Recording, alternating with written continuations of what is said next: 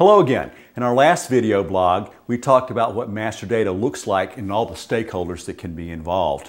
Why it's a little bit complicated from a governance perspective when you had silo number one convinced that master data was just that data that identifies something as being what it is, and silo number two that was worried about, well, if I open up these transactions in SAP to manage master data, there's 700 fields of stuff there. It's a lot more than just what it is, it's how it's going to behave. So let's think about what master data looks like in SAP. Yeah, you've got this little sliver of data that's global in nature. It identifies that drill as being what it is. It identifies your product as being what it is. And if you don't get it absolutely right, your system unravels. So pay attention to it. It's important. It keeps that camp happy.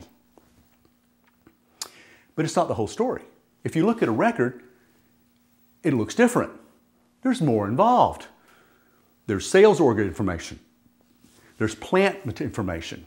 There's manufacturing information. Finance, safety, foreign trade. It's all important, all the way out to warehouse. You can't run your business without that. And in fact, there's a whole lot more money for you getting that right once you get your global data right. It's all important. But when you run the data out, it becomes harder to manage because you've got more stakeholders. Your executives think global data and finance might be the most important piece of data. In fact, that's what they think master data is. They forget all the other stuff. Production looks at master data a different way, and they think this chunk in the middle is all there is to master data. It's what's important. It's what's important to them. Your role in data governance is satisfying everybody's needs. But you know what? It's more complicated than this because you don't have one sales org and you don't have one plant. Your volume of data looks a little more like this. Actually, this is still too simple because you probably have 30 or 40 or 300 or 500, maybe 1,000 plants. Because a plant in SAP is where you're holding inventory.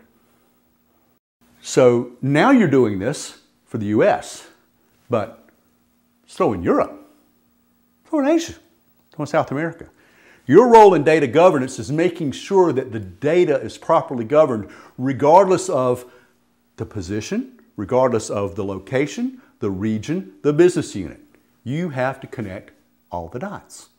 Because if you don't, what happens to your master data is it starts diverging.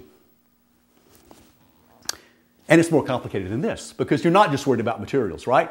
You're worried about customers. You're worried about vendors, maybe other objects. And they all have sort of the same construction. A really important global piece that you've got to get right because that keeps that silo one guys happy and allows you to do things with hubs, etc. But you've got all this other information that may be a little more local. It's still master data. Why? Because that's what SAP calls it. If you look at the transactions, that's where it's managed. And you have to keep all those happy, and that's where the volume is, and that's where the money is. So, now what? I've just built a very complicated picture of something that's really not that hard to manage, not that hard to govern. So, over the next few video sessions, we're going to be talking about how this is easy. But just keep in mind through all of it that the number one thing that you've got to do if your job is governing master data, not just managing, but governing master data, is just simply to connect all the dots. We'll show you how to do that. My name is Richard King. I'm with Gicom. Join us next time for Connecting the Dots.